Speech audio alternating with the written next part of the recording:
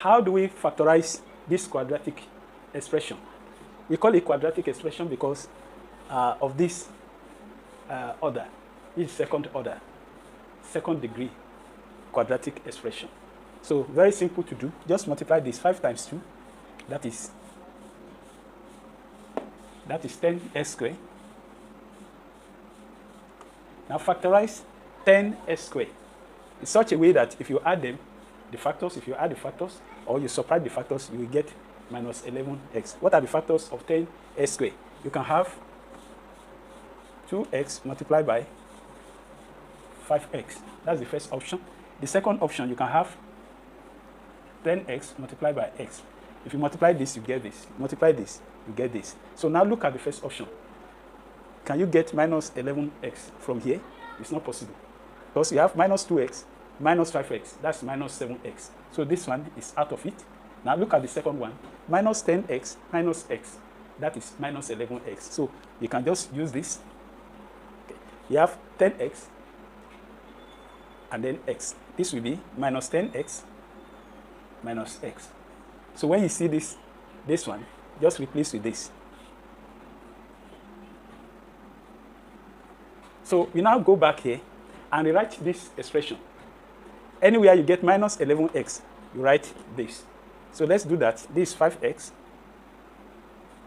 Now this is minus 10x minus x, then plus 2. Let's take them 2, 2.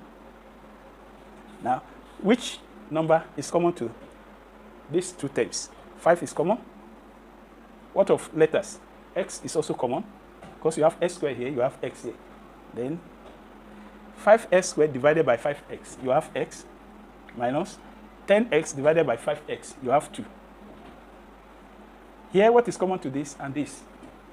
That is minus 1. So you have minus 1 here, and put it into bracket. X divided by 1 is x. Now here, if you put plus here, you have changed this. Because minus times plus will be minus, and this is plus. So minus should be here. Minus times minus is plus. So you put minus here. 2 divided by 1, 2. So the next thing, just take this and this. And one of these.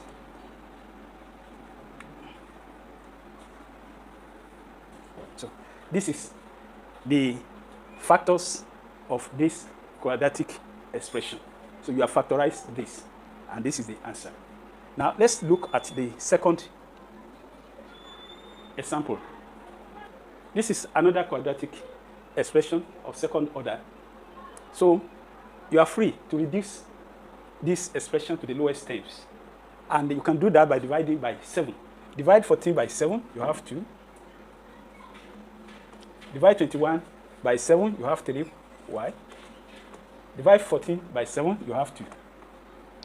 So the next thing you do is multiply the first one here with this. So if you multiply this and this, you will have 2 times 2, that's 4y squared. Now, you write this one down, 4y squared. Break this 4y squared into 2 factors. In such a way that if you add or subtract the factors, you will get minus 3y. So let's look at the factors of 4y squared. You can have 4y multiplied by y. You can also have 2y multiplied by 2y. Now, which one are we going to take? If you look at this, for you to get minus 3y from here, it's impossible. Minus 2y, it will give you minus 4y. So let's rule out this one. Now look at the second one. If you say minus 4y plus y, that is minus 3y. So put minus 4y plus y. This one gives us what we need. Now rewrite this as you replace this one here. So you have 2y squared minus 4y, then plus y, minus 2. So let's take this 2, 2. Now, what is common to 2y squared and 4y? So you have 2 is common, y is also common. 2y squared divided by 2y, you have your y, minus 4y divided by 2y, you have your 2. Then the next thing is, what is common here and common here? That's 1 plus 1. Y divided by 1 is y, minus 2 divided by y is 2. So just take this and this, which is 2y plus 1, then y minus 2.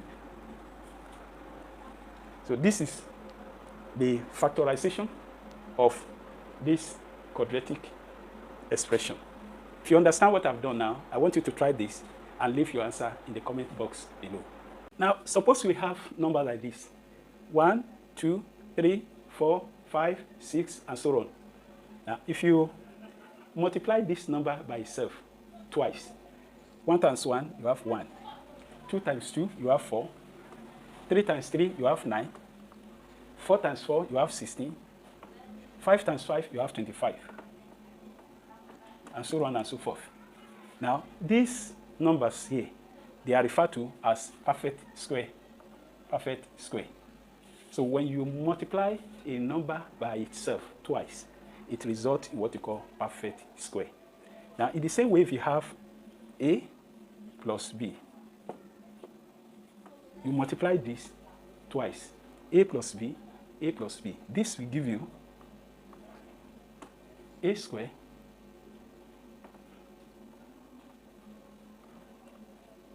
so this is what it will give you. So this one is referred to as perfect square. So a plus b square will give you this. So if you see any expression that resembles this, just know that it is called perfect square. You may wonder, how do we get this? It's very simple. Just say a plus b, a plus b. You are multiplying a plus b twice. So this will give you, take this, multiply by this, take this, multiply by this, take this, multiply this by this, take this, multiply by this, and then you work it out. A multiplied by a multiplied by b, then b multiplied by a, or a multiplied by b is the same thing. Then b multiplied by b. So these are like terms. So this becomes a square ab plus ab, that is 2ab.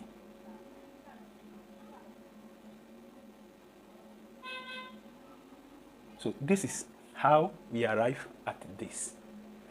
Now, not only a plus b square, you can have a minus b square. A minus b square is the same thing as a square minus 2ab plus b square. So when you see expression that look like this, that is perfect square. Now, you may ask yourself, how did we get this? Very simple, just like the other one. A minus b, a minus b. Because you are multiplying this twice. So this is the same thing as a multiplied by a multiplied by minus b multiplied by a, or a multiplied by minus b is the same. Then minus b multiplied by minus b. Very simple. So this becomes a square minus ab minus ab. That is minus 2ab. Then plus b square. So it's the same. So when you see this, just know that it's a perfect square.